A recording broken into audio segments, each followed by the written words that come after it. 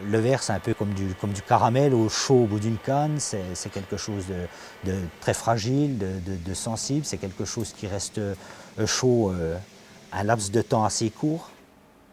La première étape, c'est la composition du verre, de la potasse, des résidus de verre, du calcaire, etc. On mélange tout ça, et une fois que tout est mélangé, ça tombe dans une charrette et j'achemine ça au four là-haut.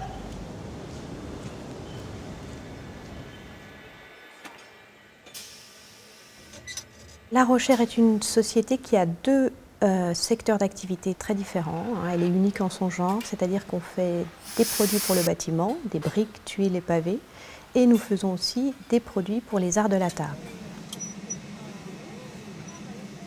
On travaille avec le feu, on est concentré, il faut tenir quand même le verre. Hein. Ça fait un poids. Hein. Quand une boule de verre est fait au bout, on ne peut pas la serrer, il faut la tenir tranquille, il faut bien la manœuvrer, c'est tout un savoir-faire. Hein. Anciennement, on a été de toute façon des fabricants pour répondre aux besoins locaux. Il y avait beaucoup de verreries dans le secteur. On reste sur le marché, on a su s'adapter, on a su faire des briques et des tuiles en verre, notamment parce que La Rochère était un village tuilier.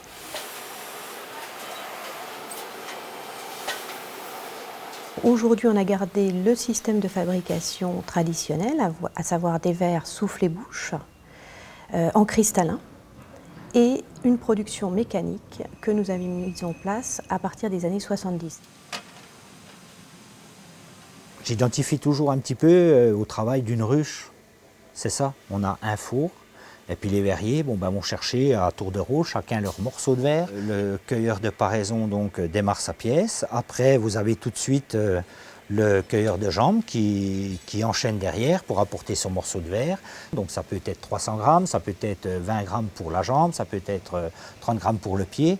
Et c'est une ronde permanente pendant 8 heures de temps pour fabriquer des verres de service, comme pour fabriquer une grosse coupe à sangria, comme pour fabriquer un vase, une lampe. C'est en permanence, c'est des rondes, c'est un roulement, c'est une danse. C'est une danse tout simplement.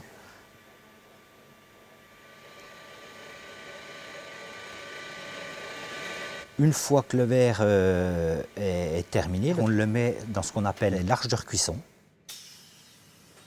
Il est encore aux alentours des 500 degrés. Et quand il ressort 2 heures après de l'arche, il est froid.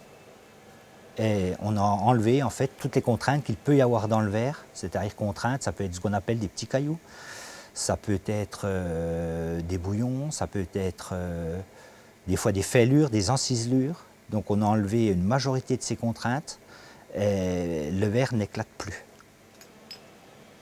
Les verres sont triés par ce qu'on appelle une releveuse. C'est des termes bien de chez nous, je vais dire.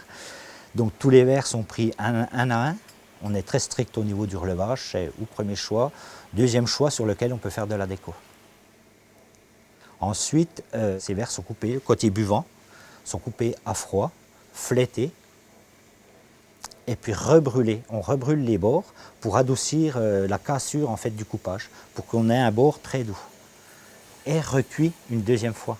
Très important parce que dès l'instant qu'on retravaille sur un verre et qu'on lui apporte une opération à chaud dessus, on est obligé de le recuire encore une fois.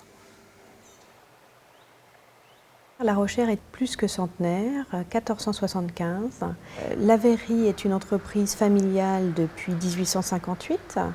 Un de mes aïeuls, François-Xavier Fouillot, a repris l'entreprise à ce moment-là. Et puis depuis, de fil en aiguille, ça s'est transmis jusqu'à moi.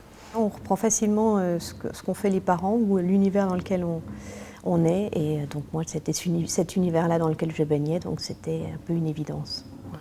Mes grands-parents étaient verriers, mes oncles, mes tantes, la famille, quoi.